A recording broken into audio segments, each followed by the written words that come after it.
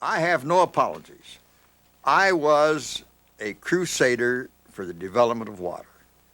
I was the Messiah. I was the evangelist that went out and argued persuasively to develop our rivers and water supplies for the benefit of people.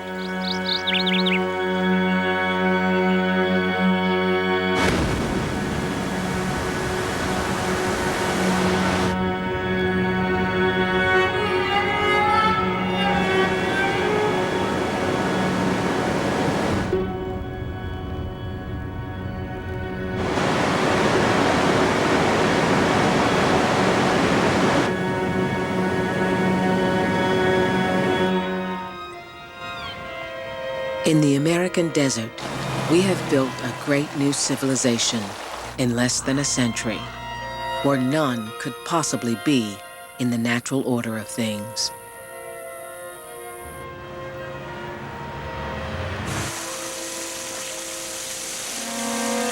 We have made the land wet where it was dry, and dry where it was wet.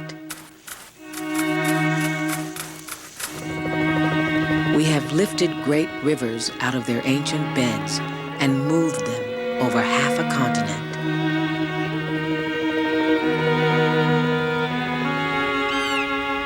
Our great cities stand in a desert that is drier than the plains of North Africa.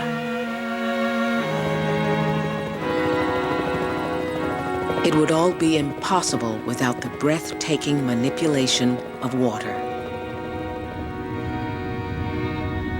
We fought over water, thrived on water, and finally, we engineered the desert out of existence. Next to God, there's water. Everybody is conscious of water. If you head for the river with an empty bucket, you're liable to get shot. So. Can you imagine today an American city acquiring an entire river? The idea of subduing nature has captivated the whole country. Congress cannot appropriate enough money fast enough to build more dams.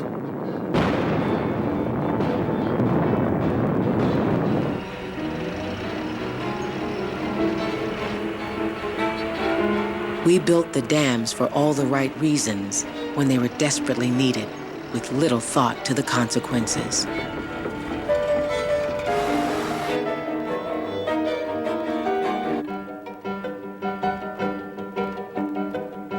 The developing world watched and envied our success. The engineering marvel that is Cooley Dam, inspected by Emperor Haile Selassie of Ethiopia. Supplying water to a population growing that fast is extremely difficult. It was a little bit like the Sorcerer's Apprentice. You've got to have more water, more water, more water. They're going to dam this canyon. There was no end to these people who had plans to dam San Francisco Bay, pipelines beyond your wildest dreams. When this wasn't about carrying oil, this was about carrying water. We have forgotten that the natural West is barren and fatally dry, and that our new bountiful West is a fragile construction.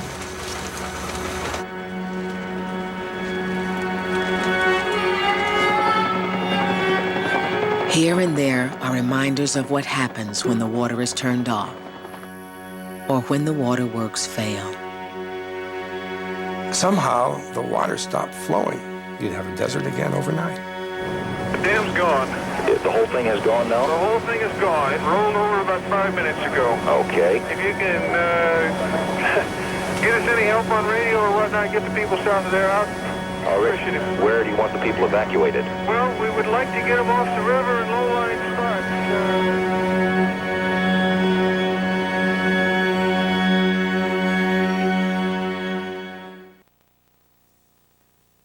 Cadillac Desert is brought to you in part by Gap, a proud supporter of programs that address the issues you care about.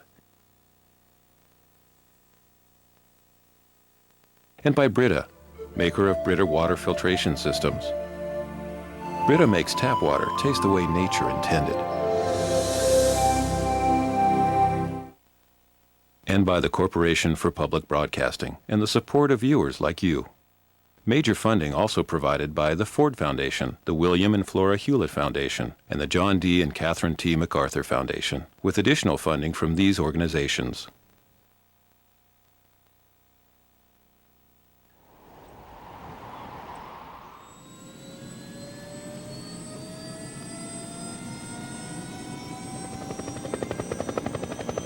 Well, it's 6:22 at 710 Talk KMPC. I'm Dominic with Airwatch Traffic, and I got to tell you, the Jackknife Big Rig in Pasadena has the 210 eastbound in trouble right at Rosemead, where the right 3 lanes are out of commission. The Jackknife Big Rig there, and about a quarter-mile slow.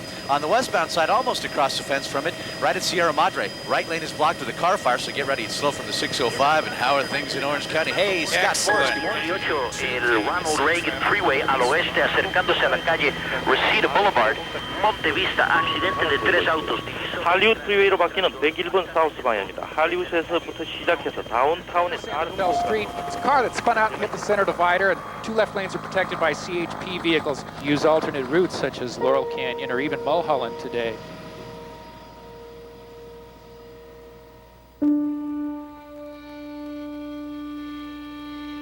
I think my grandfather, his vision was a city like Dublin, which was the city of his childhood. And it was a vision, I think, of a 19th century city, where people ambled on streets and knew one another and enjoyed the theater and the opera and the university. A civilized 19th century city. No other Buick dealership in California has been best in its class for 7 years. That's because no other Buick dealership has sold more than 10,000 Buicks in the last 10 years. The list goes on and on. Right now, we do have lots of traffic to talk about, too. First of all, the KABC traffic alert continues for... The thing that you have to remember about Los Angeles is it never really had a reason to be there. It had no minerals, no metals, no forests. In other words, everything that any major American city used to develop itself, LA lacked. And above all, it lacked water. Since the beginning of time, this was a place of earthquakes and perpetual drought.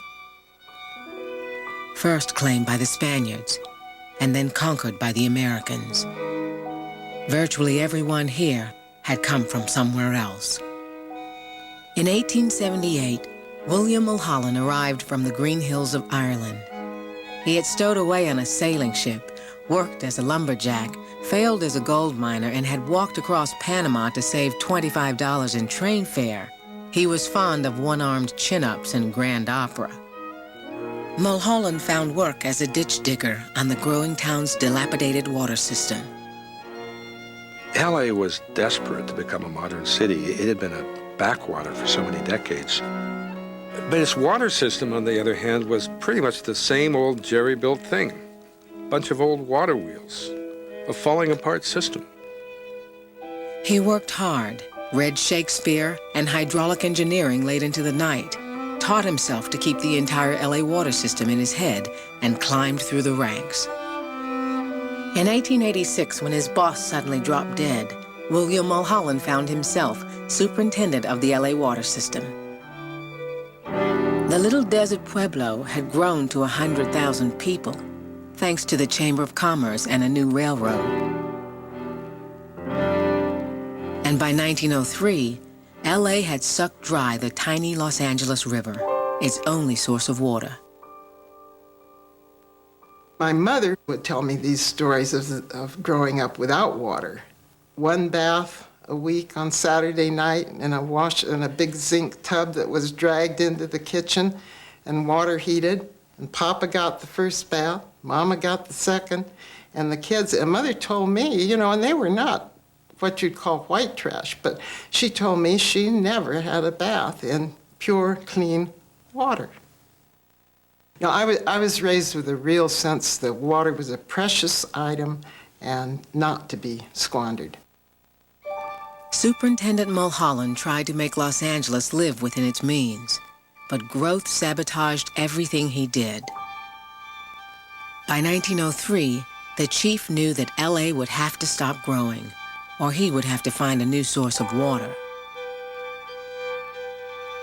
His friend, Mayor Fred Eaton, told him of a great valley 200 miles to the north. For centuries, Paiutes had lived along the Owens River. White settlers who colonized Owens Valley found Paiutes irrigating natural grasses with several miles of small irrigation canals. My grandmother told my oldest sister that when the whites came, they started to push the Indians up into the rocky places where the water was scarce because they wanted the other for their cattle and things. And they came in and they fenced everything up. They start saying, if you want to use my water, you have to have special permission. And the Indians always let the water run. It was never something that belonged to one individual person. It belonged to the whole community. By 1904, settlers from New England, Switzerland, and Scotland had taken the Indians' land, established farms in a dozen towns, and a steamboat service on the age-old Owens Lake.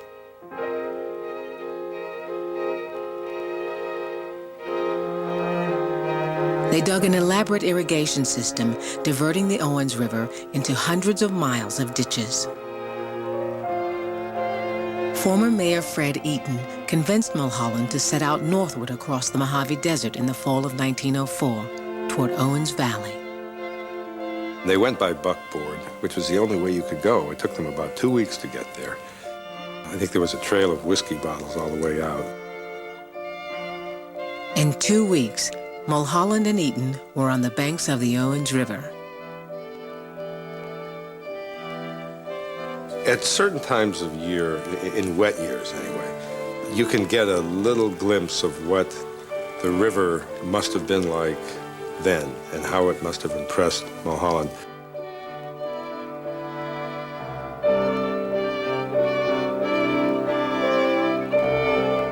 The Owens Valley is one of the most dramatic places in the world. You have on the one side the Sierra Nevada, virtually every mountain over 14,000 feet. And then you have a drop of 2 miles to the valley floor, and then a rise of almost 2 miles up to the White Mountain Range. Because the mountains stop virtually all weather, it is in the rain shadow. And there's no rain in the Owens Valley. It is a true desert looking up onto huge snow-covered peaks. And through the middle of it comes what you almost could call a miniature Mississippi River, given the setting. It is so improbable in this harsh desert to see a river that used to be as engorged as the Owens. And not only was this a river that could take care of the next 20, 30, he probably imagined 50 years of population growth in LA, but that could flow all the way by gravity. Oh, you know, when he saw the Owens River for the first time, he came back so full of enthusiasm. He says, you know, I've seen something here, water that'll last us into the next century.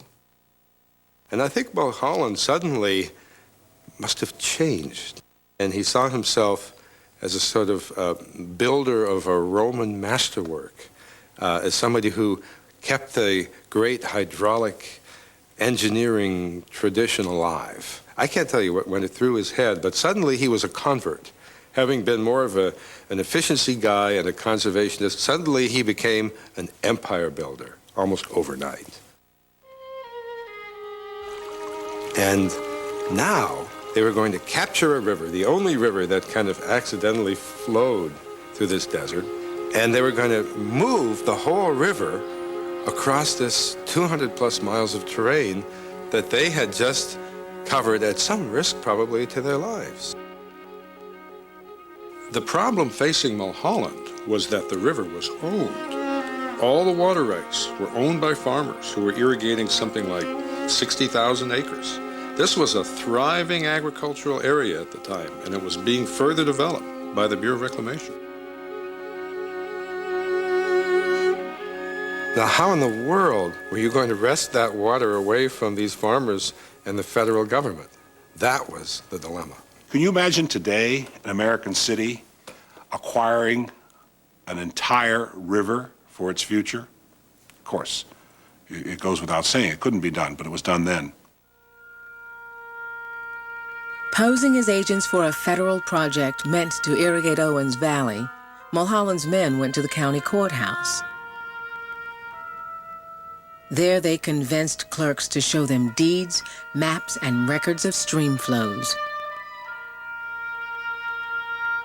Within days, Eaton was quietly buying property and water rights.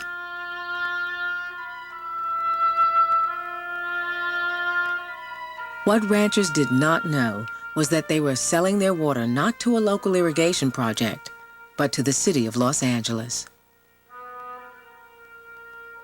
Without telling Mulholland, former Mayor Fred Eaton bought the only dam site in Owens Valley for himself. Once the city knew who had the best water rights and who was likeliest to sell those rights, it was basically a done deal. It didn't take very long for them to capture most of that river. Two people who would ultimately benefit and who knew the whole story of this scheme were the publishers of the Los Angeles Times, Harrison Gray Otis and Harry Chandler. They were the big promoters and boosters, but they were sworn to secrecy as this was going on. They did not let the cat out of the bag until they couldn't help themselves. And finally, under a headline that said Titanic Project to Give the City a River, they talked about how the whole thing had gone. And, you know, I mean, when you read that today and imagine a major city newspaper just kind of gloating over the triumph of, you know, its artifice and chicanery, it makes you real in a sense. But that was what Los Angeles was like in those days. It was, the climate was one of just getting what you want any way you can get it. The Owens Valley paper saw the future differently. The still-secret aqueduct route would pass through the San Fernando Valley on its way to LA, and someone was buying up near-worthless land in the San Fernando.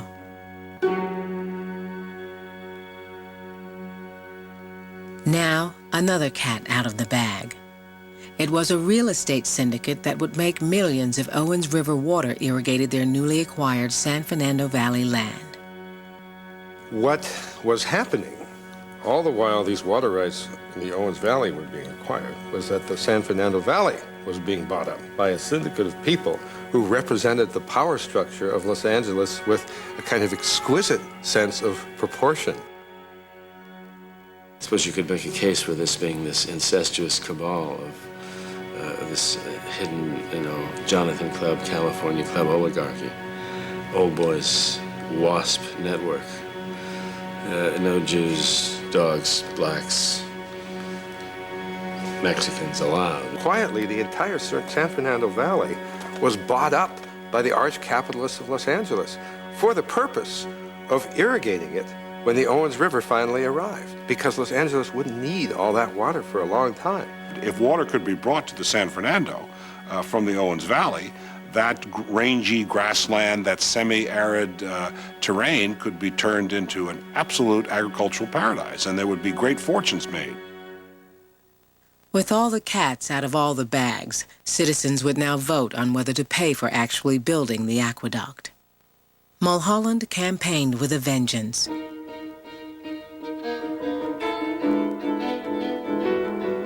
Opponents spread rumors that he was secretly dumping water at night to create a shortage.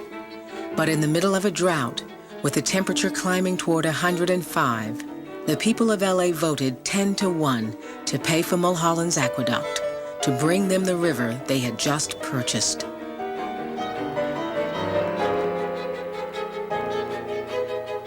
I think one thing that gets overlooked when in discussing the aqueduct is that it was a popular move from the President of the United States down to the voters.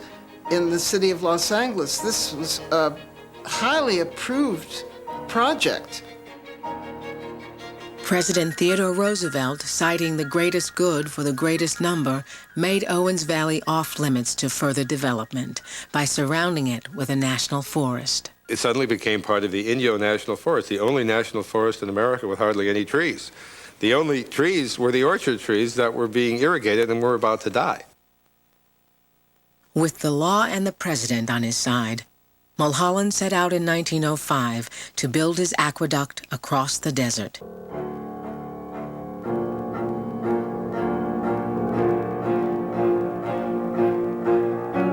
It was a great drama. It was a great epic drama, the building of that aqueduct. You had mule teams and you had men. They were working in desert heats, arid conditions. Water was a problem. Ironically enough, here on this giant water project, they had to worry about adequate water for the working stock and the men. It can be almost freezing at night and then 110 degrees in the daytime, practically. Mulholland was there all the time. Chief Engineer Mulholland had no formal training in civil engineering. He had, in fact, never graduated from grade school. The automobile had barely been invented. Clipper ships were still sailing the seas. And this was an engineering project, the likes of which the world had really never seen before. Mulholland ordered 12-foot steel pipe forged in Germany and shipped around the Horn. 100,000 men and women worked on the aqueduct, but never more than a few thousand at a time because the exhausting and dangerous work kept turnover so high. They had been farmhands, cowboys, and hard rock miners, but now they were city employees, civil servants like the chief himself. With no air conditioning, no refrigeration, no hard hats, in 110-degree heat, they crossed the Mojave in 5 years with a pipe big enough to hold a locomotive. This was, an aqueduct that would have reached all the way across Massachusetts, and then almost all the way back, through a desert, with mountains.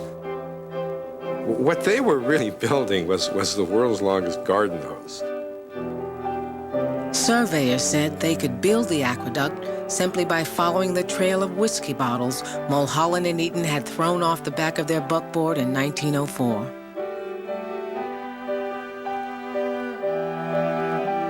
In the end, the chief and his lieutenants finished the job under budget and ahead of schedule. William Mulholland built his original aqueduct so well that to this day it still carries the Owens River to the people of Los Angeles.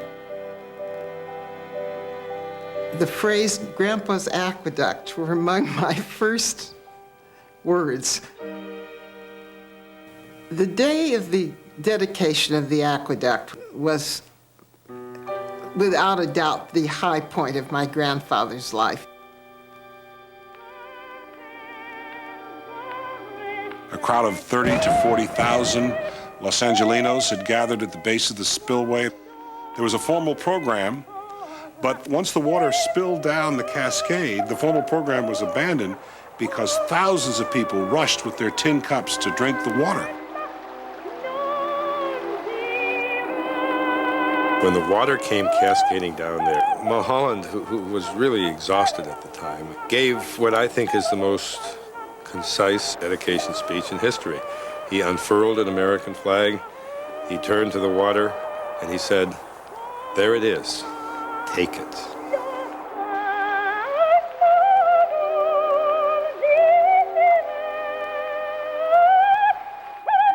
Based on Mulholland's predictions, it was 4 times more water than Los Angeles could use.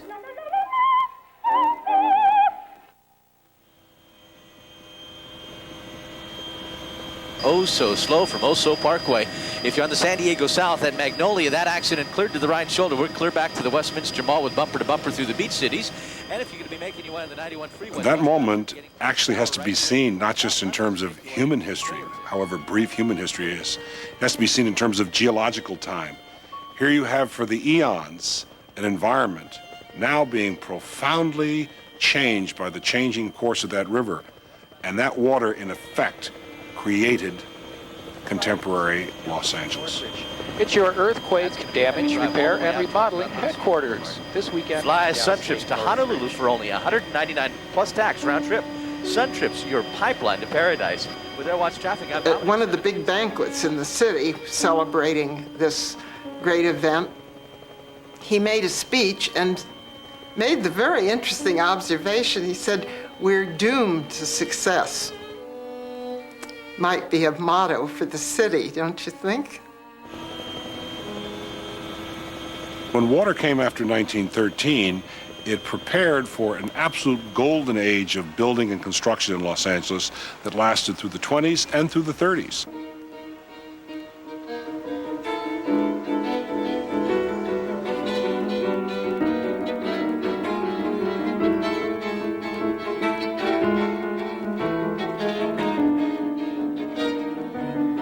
At one point in the early 20s, there were some 67 lumber ships at the San Pedro Harbor lined up just waiting to get the wood off so they could keep the construction going. You also had the beginnings of the great Hollywood figures coming out. D.W. Griffith, Cecil B. DeMille coming just a few months after the water.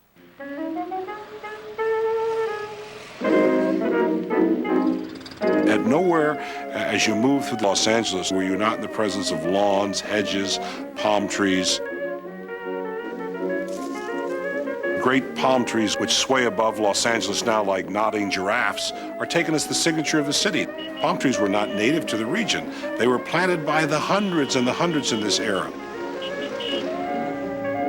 Here you had a semi-arid region where coyotes roamed, where tumbleweed was blown by the wind, which in a very short time was turned into arguably the most exquisite invented garden in history.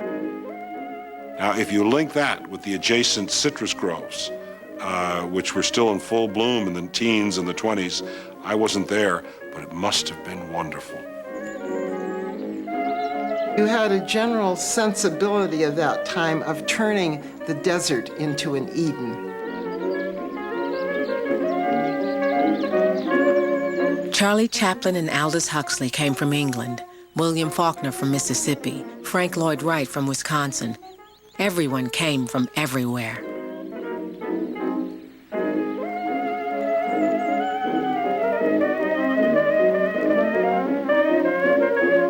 LA was suddenly growing 11 times faster than New York, faster even than Calcutta. 1 million people by 1922, of whom 31,000 were licensed real estate agents. Now, over Mulholland's objections, Los Angeles began annexing 52 surrounding communities. Soon, the city limits would cover 400 square miles, more than any city in America. There'll be a lot of irate citizens when they find out that they're paying for water that they're not going to get. Oh, that's all taken care of. See, Mr. Gitz, either you bring the water to L.A., or you bring L.A. to the water. What he simply meant was that you would bring the water to where you wanted to bring it, and call that place L.A. and therefore, you could get Los Angeles taxpayers to pay what in effect were a cabal of real estate speculators to have the city pay millions of dollars for them to pump water down to land that was not in fact part of the city, and then cause them to vote that as part of the city, and thereby increase the value of that land which they had purchased and held 1,000-fold. So they were causing one city, in effect, to pay for them to develop another city and then say, well, it's really the same city. As the Owens River was finally being relocated across a quarter of the state of California, it became immediately obvious that there was way more water than Los Angeles needed. And so, because the water was coming into the San Fernando Valley, it ended up irrigating the San Fernando Valley. It was basically an artificial imported river for agriculture there rather than the agriculture that had been essentially put out of business in the Owens Valley. The syndicate's arid tracts in the San Fernando Valley blossomed into orange and lemon groves, peach orchards, fields of winter tomatoes. By 1920, LA County was the most productive farm county in America.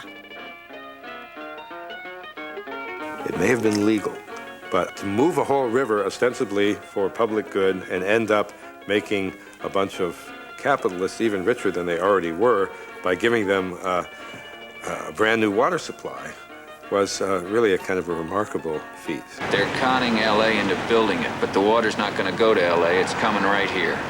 What?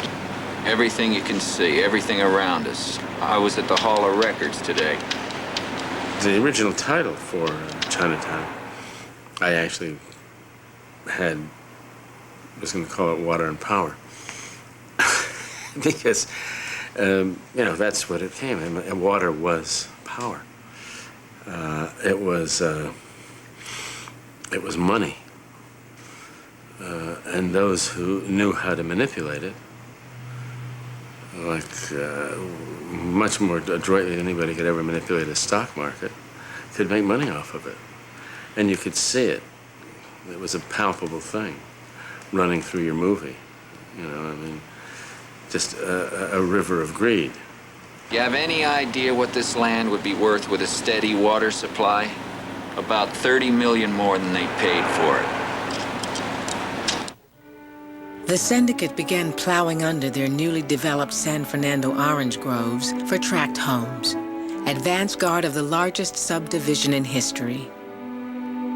The value of their land had gone up tenfold.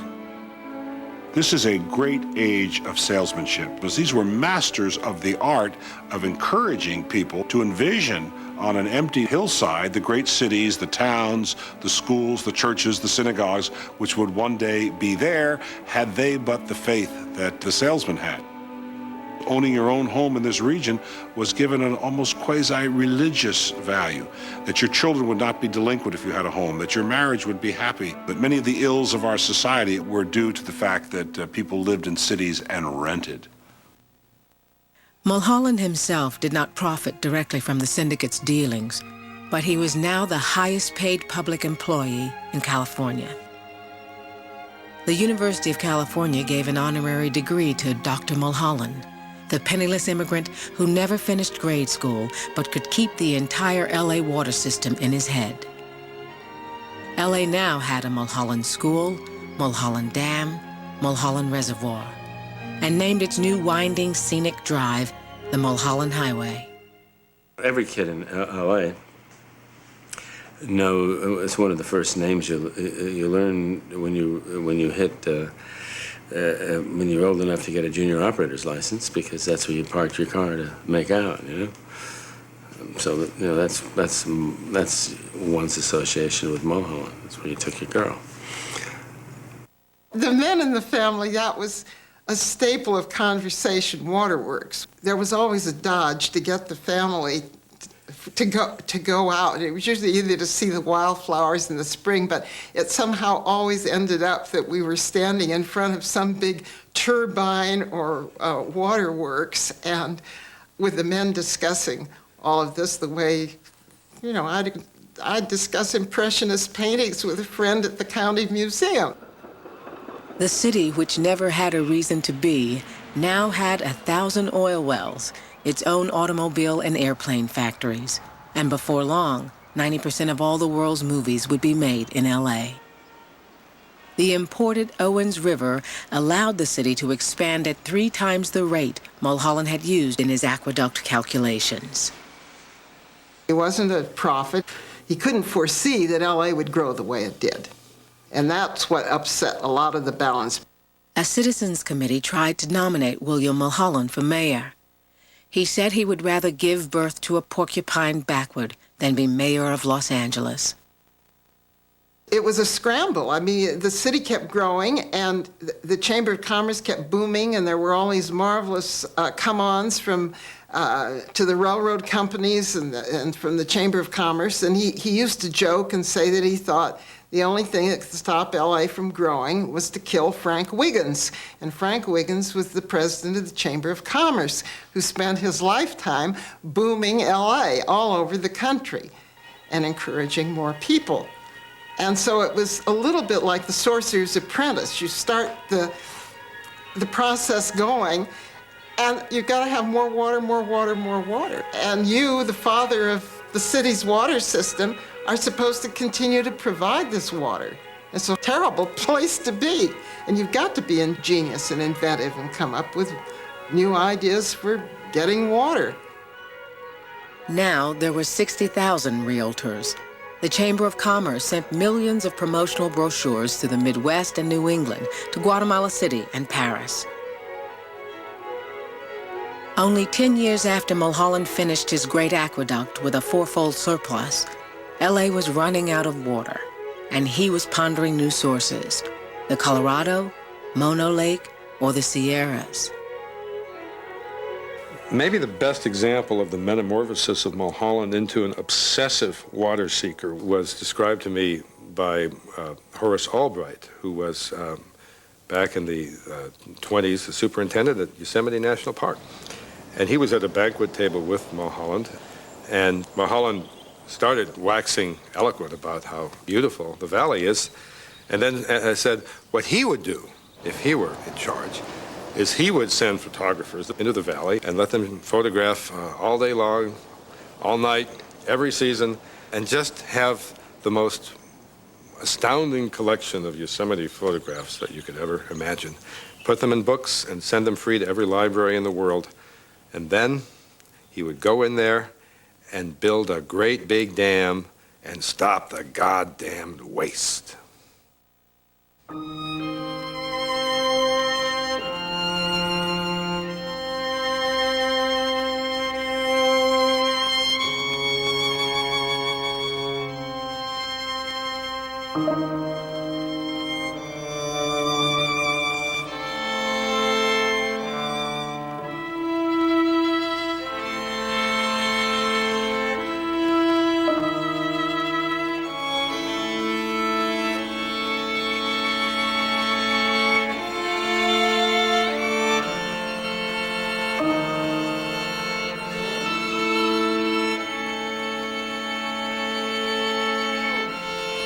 Just to the north of Yosemite lay John Muir's beloved Hetch Hetchy Valley.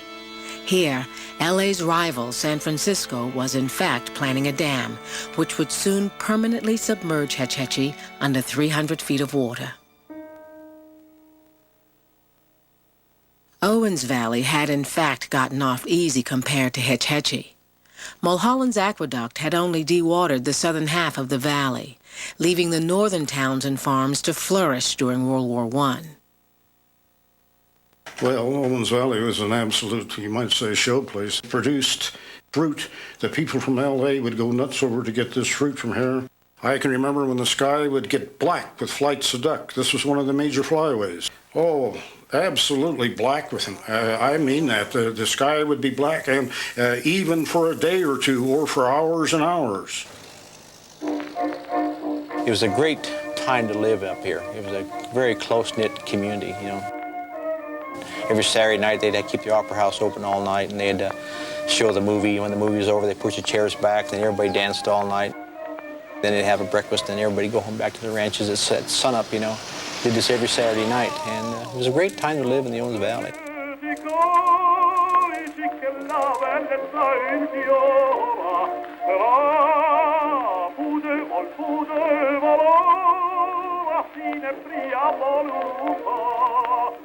What few people knew was that William Mulholland was about to turn his attention to what remained of the Owens River.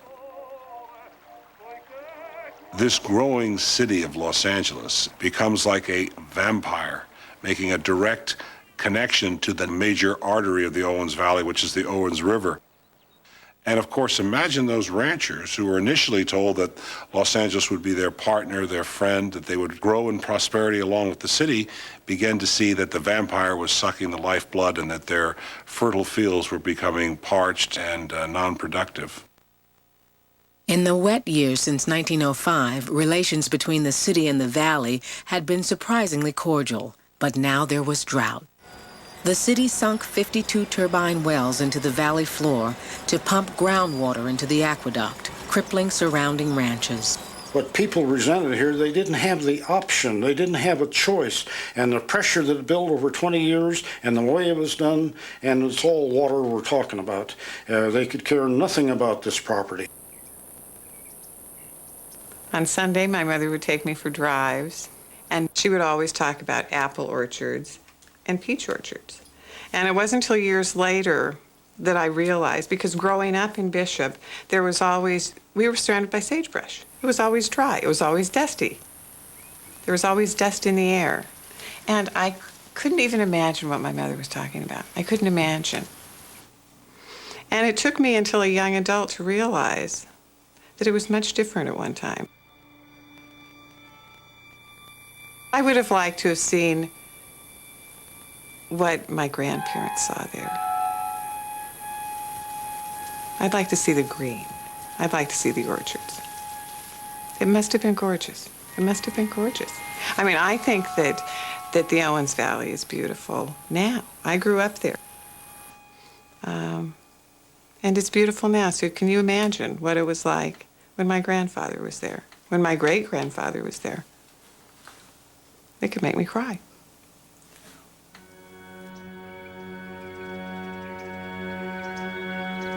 Anger mounted as Mulholland's men cut ranchers' canals. The city bought more land, siphoned off more and more water. Half the crops were gone by 1924. Schools and businesses began to close. Owens Lake went bone dry. Rumors of resistance began to fly. Someone blew a hole in the siphon. And then, just before Thanksgiving in 1924, the local bank president and 100 citizens seized the aqueduct. They opened the floodgates and sent the entire flow of the Owens River down a ditch and back into its ancient channel on the valley floor.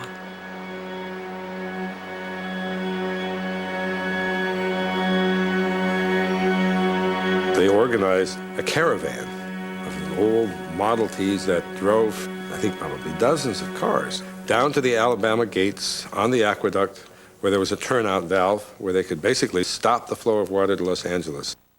Talk about community involvement. I know that my grandfather was there. I have spoken recently with my mother's cousin, and she said that she remembers that it was a party, that her mother got her up early and got her dressed up, and she was only 4. So there was that was a great step. And those people didn't move from the Alabama gates. They didn't move. That took a lot of courage. It did.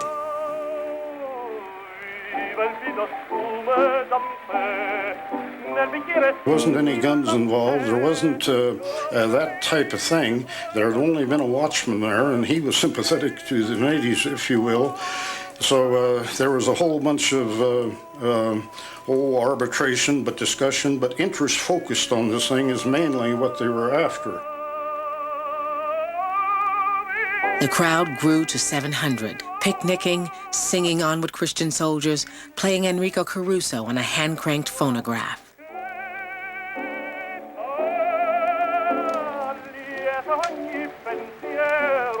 Superintendent Mulholland sent city police to take back the water, but the local sheriff stood between the officers and the citizens.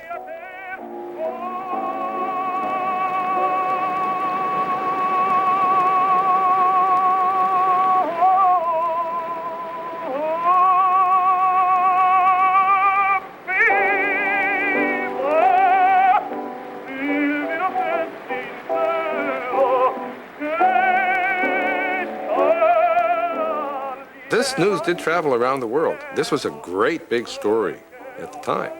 And it was embarrassing to Los Angeles because they were being cast as the villain. And, you know, it was hard to see them any other way.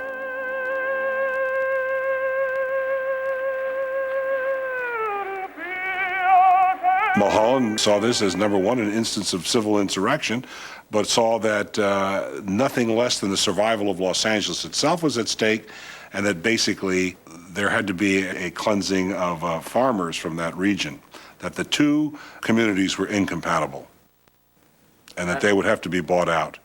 And so they decided to try to sit down with some of the leaders of the Owens Valley and negotiate some kind of a settlement.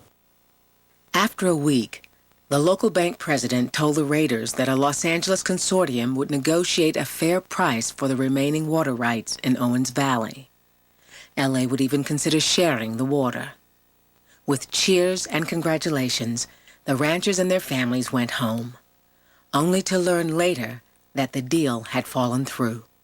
As these negotiations, such as they were, are going on, the city is busily buying more rights, land and water rights, in the valley, basically buying the whole place up. While ranchers occupied the aqueduct, city agents had secured legal options on virtually all remaining land and water rights in Owens Valley.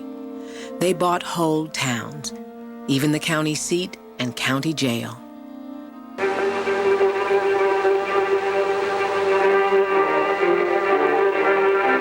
More trouble, and it's not the first time either. The last bombing was 4 years ago, and ranchers objecting to the city's cutting across their property are suspected. It's one of the main line pipes about 150 miles north of Los Angeles that supplies water to the big town. It's lucky Los Angeles has an emergency watershed, or this might have resulted in a terrible drought disaster. The police are after the fiends who did this rotten job. Let's hope they get them. There's no punishment too strong for them.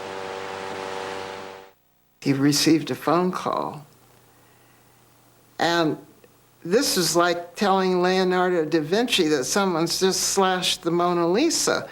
I mean, he was just appalled, outraged, and furious. And at that point, a certain ugly turn of events occurred. The mood changed.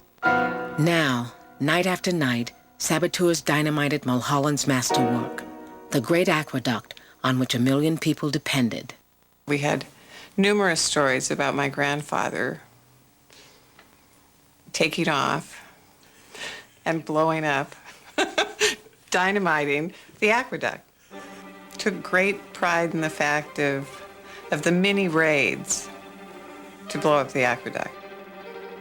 They would go along and dynamite sections, and then they'd go right off back up into the hills. Would camp out for weeks and weeks and weeks. After they had bombed it, they were afraid to come home, and how their wives and kids had to basically hold family and fort together. The city named 3 women and 15 men as ringleaders, but could never win a single conviction. They were heroes, you know, in your own mind. You know, those guys were great for what they did and everything, but we always thought that we wish we'd been there if we were kids, you know, but... Interestingly enough, then he went on to be a California state senator. So he wasn't a crazy man. He was just a man on a mission and a purpose. Mulholland and his colleagues said, look, this can't go on. You're threatening the water supply for a great city, and this is criminal. And they sent machine guns up there, and it stopped. Trainloads of them were going up to the Owens Valley and basically imposing martial law. There were searchlights and floodlights up and down that valley, sweeping across the aqueduct all night long. Mulholland sent 600 heavily armed police to secure the city's water supply, backed by the full force of state and federal law endorsed by the Chamber of Commerce. As Jean Lenoir said, everyone has his reasons. And I'm sure he had his reasons, and he justified it because he had to. I can see how it would have been very easy to get carried away by powerful men saying, see what you can do for the city, you know? What a great man you'll be. Yeah. When I was a kid, he was a bad guy. He was the guy with the black hat. We all hated him, and we all talked about him a lot. We know what an evil guy he was, but he had a fantastic vision, but he didn't care who he stepped over to get it. He didn't care what happened to the Owens Valley. I would say that when I was a little girl, it was not good to be a Mulholland in Owens Valley, and I was never taken there. And my folks, if they should chance to travel, my mother told me they always registered at a hotel using her maiden name, because we were just not well liked in Owens Valley, and it was not a good name to carry. Well, Mulholland was a very honest man, because he said that everyone in Bishop was a son of a bitch, and that there wasn't enough pine trees to hang the natives on, which they deserved. Whereas the rest of them, they went with a protocol and with devitation and so on, but not Mulholland. He knew that it was a vain hope, to think that they could go back.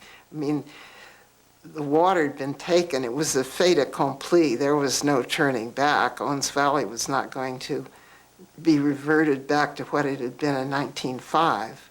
That deed had been done. Somebody did put up a sign then that said Los Angeles city limits way out in the Owens Valley as a kind of a bitter joke. It was really then that everyone knew William Mulholland had triumphed. He had won. The valley was really his. Before long, city bulldozers began knocking down farmhouses and filling in irrigation ditches. Well, first we had the valley. Then the settlers came in and took it away from us. Then the city of Los Angeles came in there and took it away from them.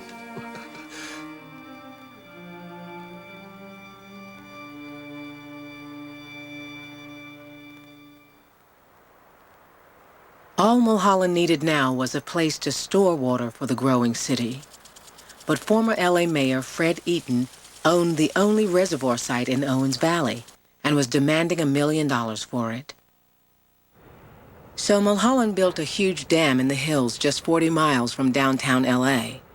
It was the largest arch support dam in North America, the final link in a decade of triumph.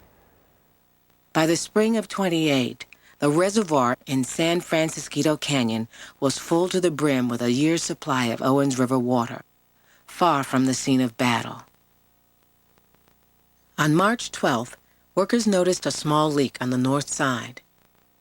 Mulholland inspected the leak, pronounced the dam sound, and went home to bed. My grandfather was awakened from his sleep with a phone call saying the dam had gone out. And his first response as he stumbled toward the phone was, "Oh, please God, don't let people be killed."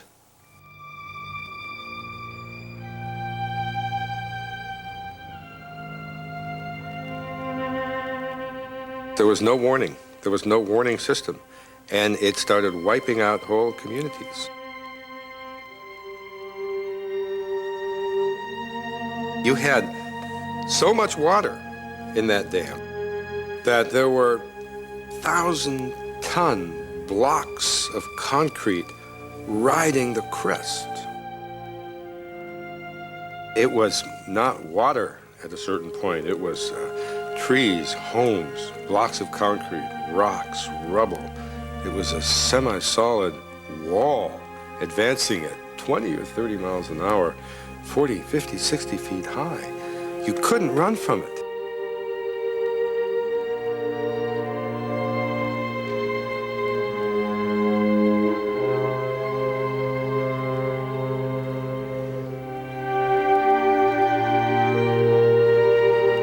I was 5 years old when the St. Francis Dam broke. And with my limited perceptions, I realized some dreadful thing. It was like bringing a dark curtain down over a lighted area. My father took me, my father was stunned, and he took me in the car. My mother was not well at the time. And we drove up to the dam site. And on the way up, he taught me how to say San Francisco Canyon. And we rehearsed it over and over as if it were some kind of a catechism lesson. And what it did for me was imprint that name forever in my mind as a scene of some terrible fate which had befallen our family.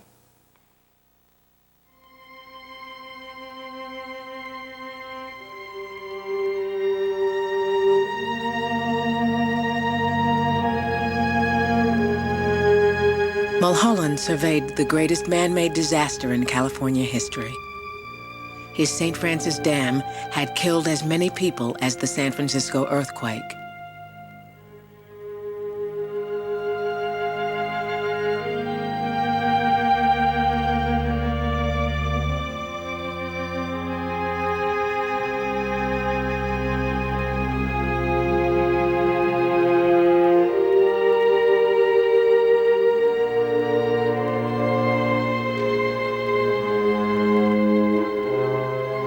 I've always been moved all my life at the pictures that were taken of him the morning that he went up and surveyed the ruins of the dam failure.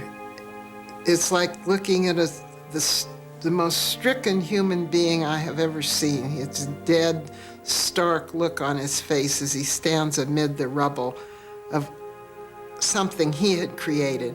It was an engineer's most horrible fate any engineer could have, to build a structure that fails and also kills.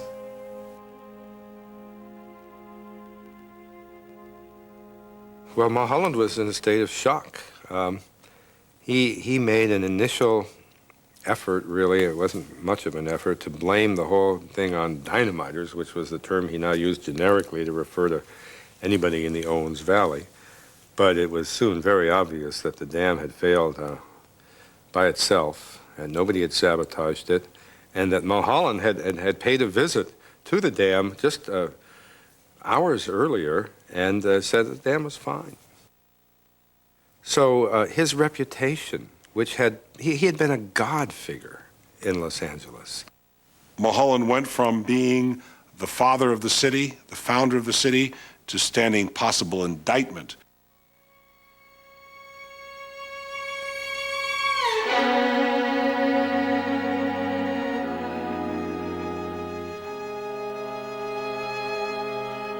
The precise cause was never found. No criminal charges were ever filed, but the coroner's jury held William Mulholland responsible. He accepted the blame, broke down in sobs, and said that he envied the dead.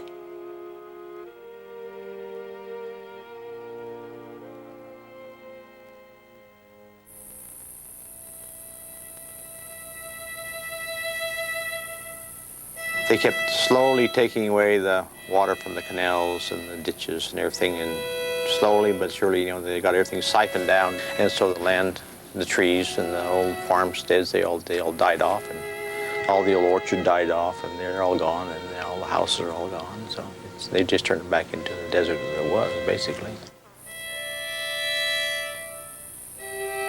When we traveled to Los Angeles, we'd watch the aqueduct. My parents would always say, "There's our water." Girls, that water came from the Owens Valley. And as a child, I remember feeling animosity towards Los Angeles. You always knew, you always felt they took our water. Mulholland resigned in disgrace, his real achievements clouded by the disaster and by the suffering in Owens Valley.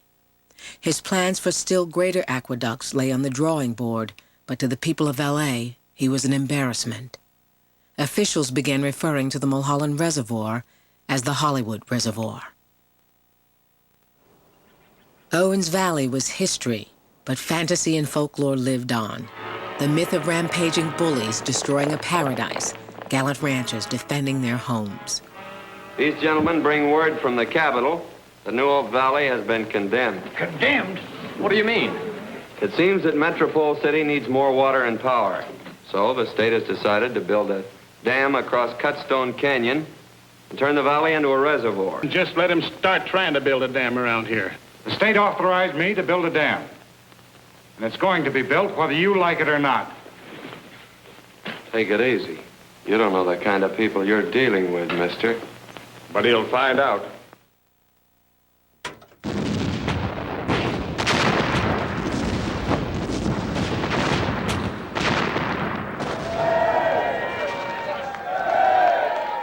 In 1934, using Mulholland's original plans, the Metropolitan Water District blasted a new aqueduct all the way to the Arizona state line, to its second river, the Colorado.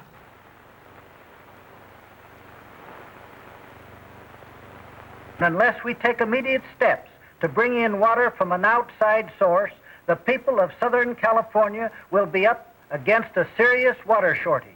But we're fortunate in having within our reach a water source capable of supplying our needs.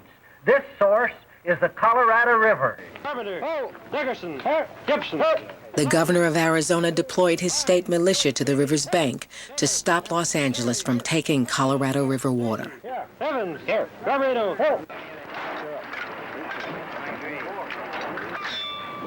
It was to no avail.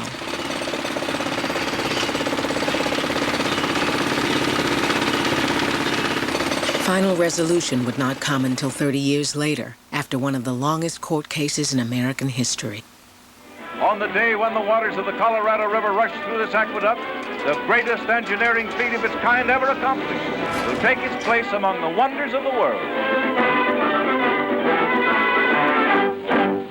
It is a wonderful thing to contemplate this new conquest of the great Southwest, where everything that man desires is present, everything except sufficient water. With sufficient water, we can be assured of a great and a stable civilization. Wow, what a day. I'm afraid we're going to be busy. Hi, Greg. It was a high-speed pursuit earlier this morning.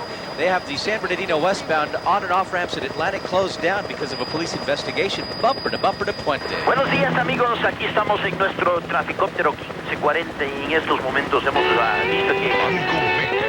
Llega a Los Ángeles en 11 horas.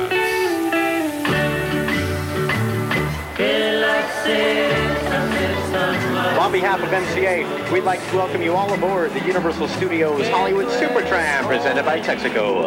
Oh, yeah. Uh-oh, I think I hear something. It might get a little bit wet. It's a flash flood.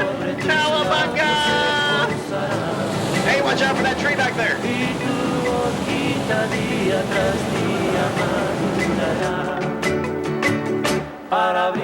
He brought enough elements together, water, population, wealth, so that Los Angeles was now almost condemned to grow and grow and grow.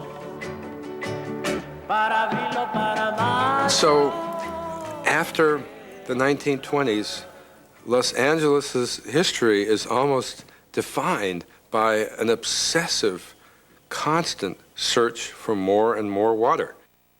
Hoover Dam was authorized in 1928, finished by the mid-30s. Then Mono Lake, which is north of the Owens Valley, was hooked up to the aqueduct and began draining all the streams that feed this irreplaceable natural wonder out there. Mulholland had long had his eye on Mono Lake, 100 miles north of Owens Valley. In 1936, his successors dusted off his plans and pushed the aqueduct north to Mono, seeking again the greatest good for the greatest number. People really shouldn't have any problem with our water system and take it for granted, or the water people aren't doing their job well. I always felt that I was working for a good purpose. I wasn't doing something that, in my view, really didn't basically benefit society. I felt that I was working on something that was a fundamental benefit to society. I was proud of that. The people of L.A. could now depend on water from ancient streams feeding Mono Lake. This is the desert. This is the grim, waterless waste that covered most of Los Angeles, even within the memory of living men. Here, between the mountains and the sea, Los Angeles was built. Here is living, breathing proof that energy and vision can build a metropolis almost overnight. Angelinos are likely to live on a ranch, still within city limits. Perhaps a few years ago, they were residents of Iowa, Illinois, and New Jersey.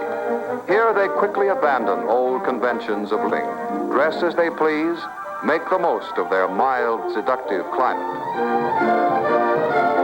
A thrilling introduction to this promised land of exotic people, sunshine, stucco, money, optimism. Success is her pattern.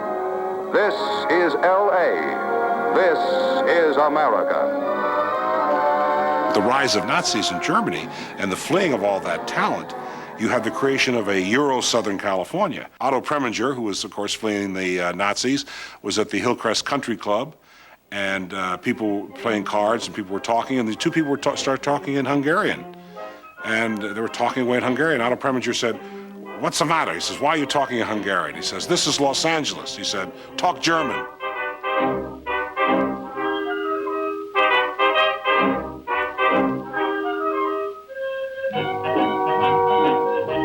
From Berlin, New York, Alabama, from all over the world, people flooded into Southern California. They said it was just like everywhere else, only more so. They were living in paradise. It's something like love and good health. You really miss it by its absence very often. I mean, you just wasn't aware. I was never aware growing up, but how wonderful it was until it was gone, and that was the air itself. The air was wonderful.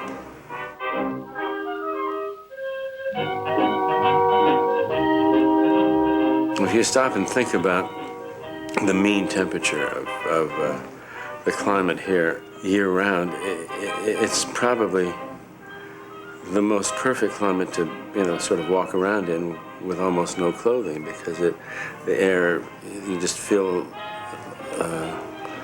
that it's almost an extension of your own skin. It's not too hot, it's not too cold.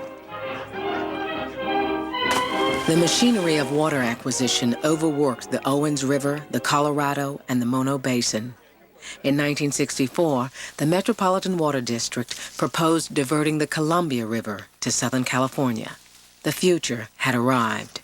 Somebody finally decided, rather than just go after another source of water every 10 or 20 years, why don't we go to where there's so much water, we'll have enough for 200 years. And where was that place? Alaska. It would have brought this water down in huge jolts, irrigated Nevada, irrigated Eastern Oregon on the way. Some of it would have gone all the way to Mexico. It was going to go to Arizona. It was going to go to Texas. Nobody really blinked. There were lots of people in the business who thought, well, yeah, it's maybe a little premature, but this is going to happen someday because it has to.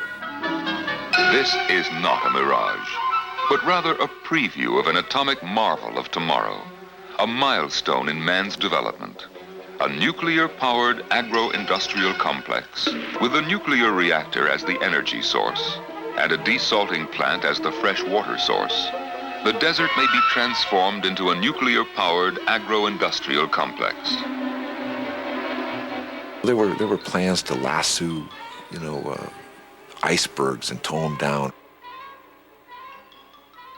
It was like the flim-flam, man. I mean, there was no end to these people who had plans to dam San Francisco Bay, to pipelines beyond your wildest dreams. When this wasn't about carrying oil, this was about carrying water. This is water.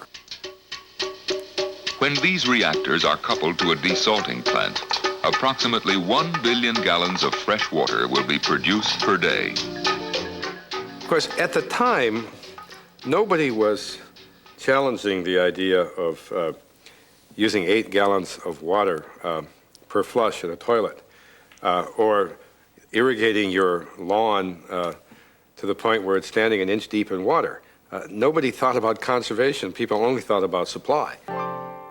The city had long since exhausted supply from the tiny Los Angeles River and cemented over its channel by 1960. The DWP built a reservoir to store a supply of Owens River water near the center of Los Angeles. The Los Angeles City Police helicopter is here. The Los Angeles City Fire Department helicopter is here. The police are on the ground with motorcycles and automobiles trying to effectively activate people from here so there can't possibly be any more loss of life than there is. Property, no telling how much property has already been lost. A triangle-shaped wedge tears out of the asphalt and concrete-lined wall of the earth-filled dam of the Baldwin Hills Reservoir, and millions of gallons of water race down the canyon toward the homes below, in the community between downtown Los Angeles and International Airport. Almost 300 million gallons of water in 77 minutes, an incredible disaster.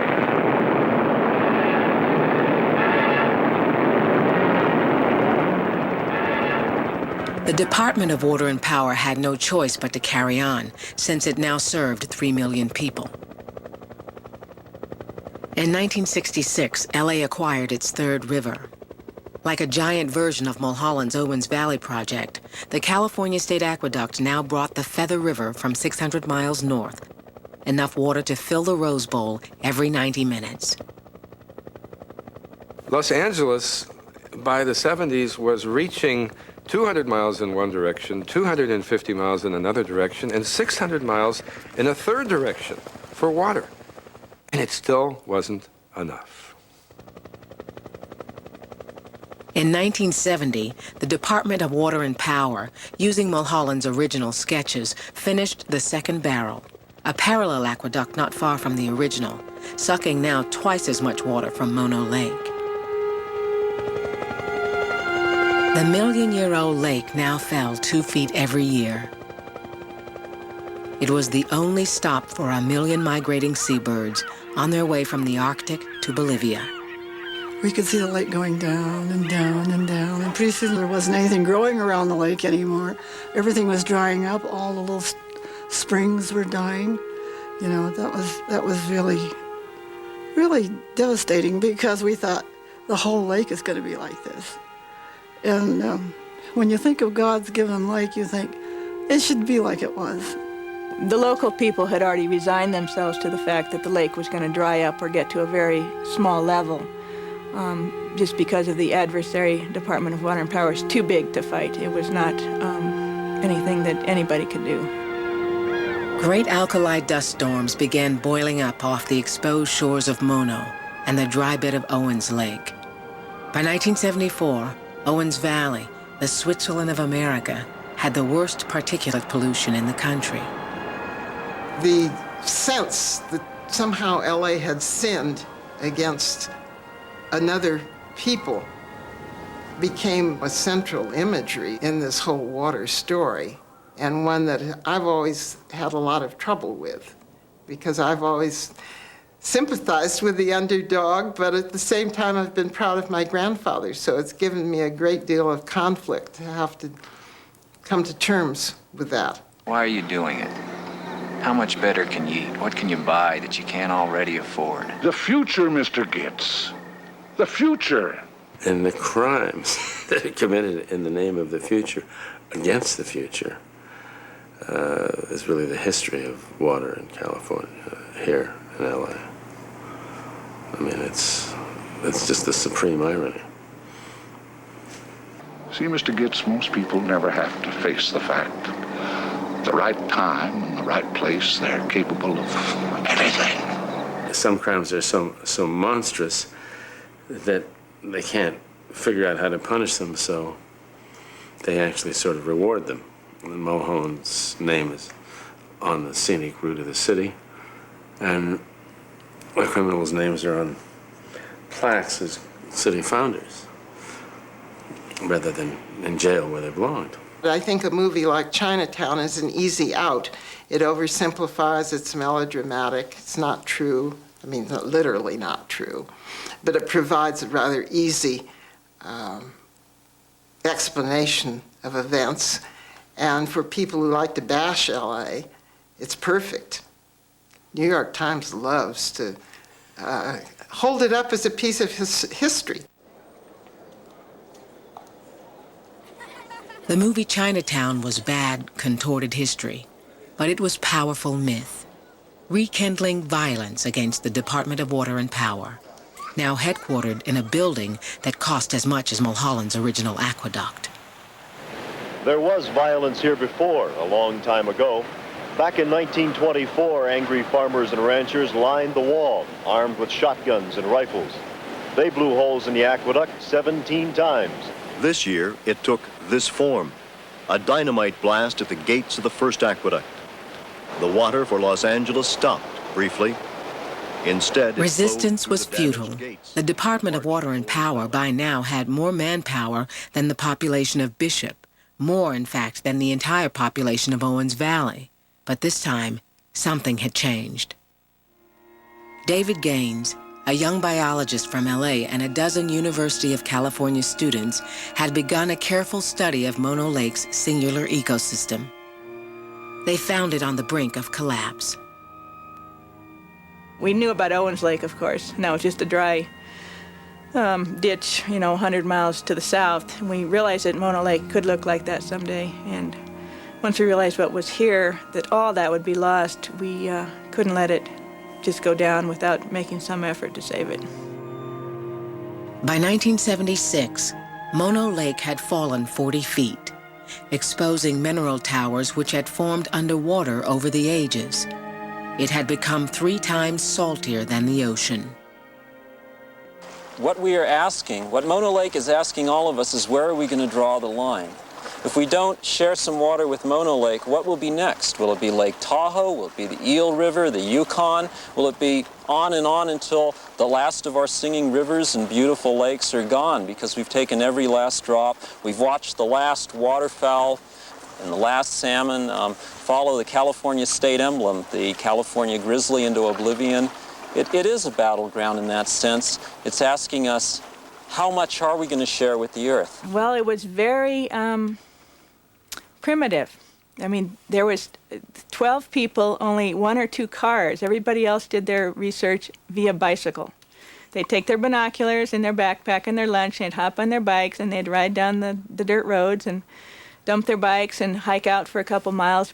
And they'd walk through mud, and, they were really the quintessential researchers out there braving the elements. All those college boys come over here. They all want to look like professors, and got big beards, And so Mr. Gaines, he was one of them, and he looked just like the rest of them, kind of like a hippie, I'd say. But I don't want to say he wasn't a hippie, but he looked that way, yeah. But he was pretty smart, that guy. He'd started things going here. When I grew up in Los Angeles, I never learned where water came from. And it was only after doing some complex calculations that we learned that if diversions continue, this lake will fall another 40 to 60 vertical feet. What we will be left with is an alkali wasteland, a sterile chemical sump, where there is now one of the most beautiful and life-productive places on Earth. Far more than natural beauty was threatened at Mono Lake. What was at stake was a big aquatic ecosystem that was very simple but very productive. I mean, the numbers are astronomical. You've got algae, and then the brine shrimp eat the algae, and then you've got millions of birds coming every summer to eat the brine flies and the brine shrimps. A far-off dream was out there, but I don't think we gazed up at it too much. It might be too discouraging. I mean, to have a handful of biologists fighting the Department of Water and Power of the city of Los Angeles with a multi-million-dollar budget was too big of a contrast. When William Mulholland took water from Owens Valley and Mono Lake years before, no one questioned the damage to nature. But an environmental movement had come of age in America, along with powerful new laws and a great shift in public opinion. Committees at Mono Lake and Owens Valley, together with the Audubon Society, went to court to stop the water conquest Mulholland had set in motion in 1905. If you're angry and have nothing else, no other recourse, I think dynamite comes to mind. And they were ranchers. They understood dynamite. We were college biologists. No experience with dynamite. We knew facts and figures, and we knew that we could, we're educated people, and we could probably figure out how to find lobbyists to help us in Sacramento, and how to find lawyers. People were saying, well, ask for a lot, go way high, and then you compromise down with the politicians and the agencies. And we were all biologists, and we kind of said, that doesn't sound right. Why can't we just start with what we know is the truth and just stay there forever? And that's what we did. The courts ruled that drying out the Owens River or streams feeding Mono Lake was not in the public interest. In 1988, the state forced the city to return water to Mono for the first time in half a century. Los Angeles began water conservation on a scale never before seen in America, and now shares the water in a fragile peace with Owens Valley and Mono Lake. One local person said, if you guys save the lake, I'll eat my hat. It turns out that we've saved the lake, and we have the regulations, and people seem much happier. You see water running down the creek, fish in the creek. Maybe some of them remember the great numbers of ducks and geese that were down at the lake, and they look forward to that being in the future again.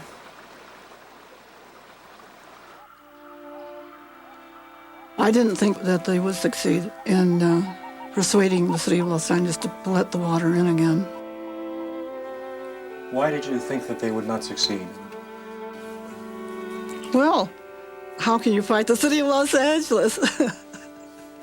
So really, this was a victory, a great victory. David Gaines did not live to see the victory. He had died a year before in an automobile accident not far from Mono Lake.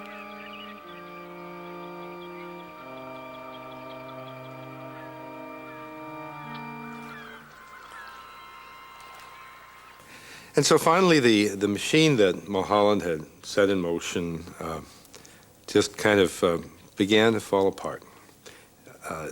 The whole posture of the Los Angeles Department of Water and Power and the city changed.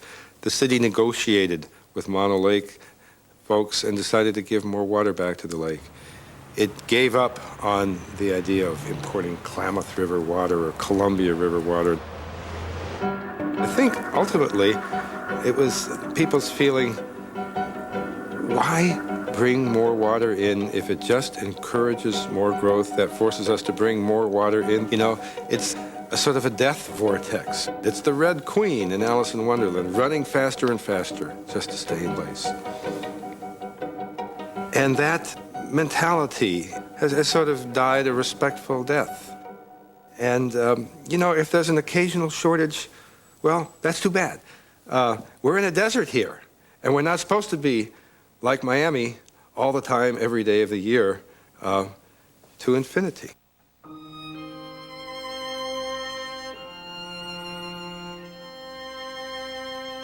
After the dam failure, my grandfather underwent the most profound change that you can imagine, but he had been a vigorous,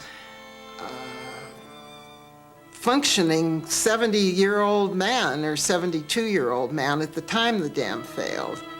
And he simply shriveled. He'd come out to the ranch and he'd sit in the living room with his cigar, and the conversation would go around, and he would just shut his eyes. He would sit there like some kind of a sleeping giant.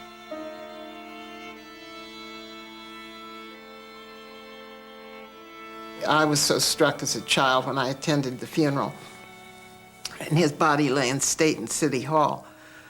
And the working men who came to pay their last respects to him, and some of them cried. And when I was 12 years old, and that made a big impression on me because I had never seen grown men cry.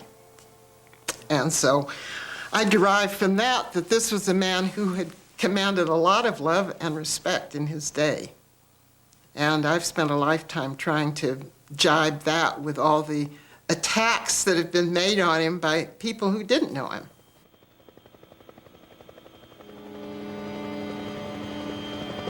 freeways are settling down, believe it or not. We checked on the 405 and the 101 leaving the Hollywood Hills. Not bad at all. No need to take alternate routes such as Laurel Canyon, Coldwater Canyon, or even Mulholland Drive. I'm Dr. Roadmap flying for Captain Jorge in Jetcopter 790.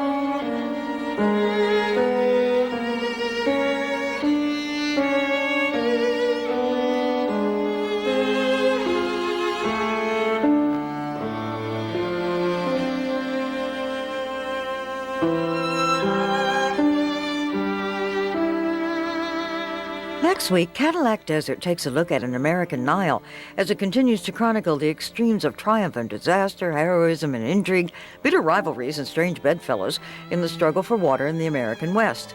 Don't miss an American Nile, and please make note that Cadillac Desert will begin 1/2 hour later next Tuesday at 9:30. Up now, it's Charlie Rose.